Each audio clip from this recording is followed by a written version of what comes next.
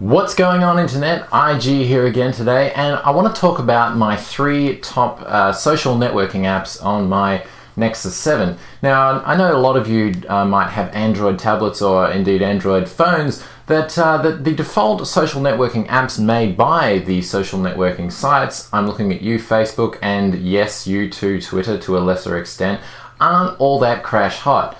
Google Plus, on the other hand, is a different story. So I'm going to look at my top 3 social networking apps for Facebook, Twitter, and Google Plus.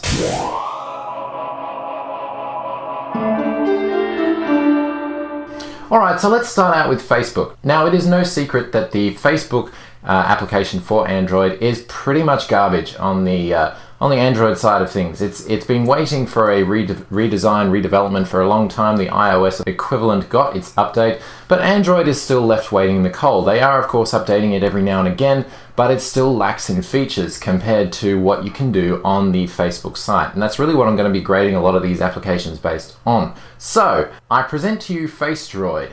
Now, Facedroid is not a bad application at all. It has obviously multiple timelines that you can swipe between to update to either updating status, photos, any links that have been posted by any of your friends, all stories, VIP people that you have marked in your friends list. And along the top panel, you can see that we've got different categories there for all the different things that Facebook does, obviously with the messaging, with chat, with checking in places, with different pages that you like, managing your friends, managing your photo albums, etc.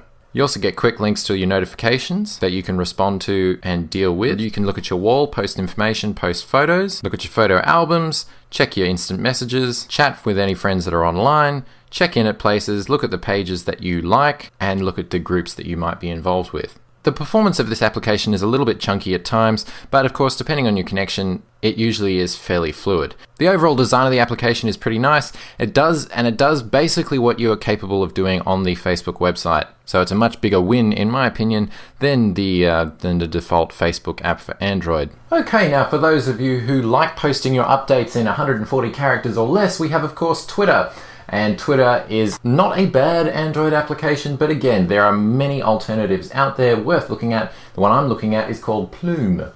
Again, Plume has a similar design to Facedroid in that you have those various timelines that you can swipe between, direct messages, mentions, and timeline. Then, of course, you can obviously post a status from there as well. Design-wise, this application achieves a much better overall look than what the default Twitter for Android achieves. And also, the performance is quite a bit better as well. Again, Twitter in its nature is not terribly complicated, so it makes for plenty of good applications out there. There are some great alternatives, but as far as for tablet interfaces and also for bigger phones, I think Plume is worth a look. And finally, my favorite of the bunch, which is Google Plus, and it actually is my preferred social network, and I'd say half of that has to do with the fact that the mobile applications are just so good. Again, the design of the Google Plus app is obviously perfect for Android devices no matter what you're using, whether it's a phone, a 7-inch tablet, or right up to a 10-inch tablet. It scrolls beautifully, and it has a very clean yet content-driven layout. A simple swipe to the side and you have instant access to your home, finding people, profiles, photos, events, and I'm sure most of you are familiar with this because let's face it, if you have a Google Plus account, chances are you have the app installed on your Android device. And this app really takes full advantage of the hardware that your device has as well, so that the scrolling is silky smooth and jumping between posts as well is very nice.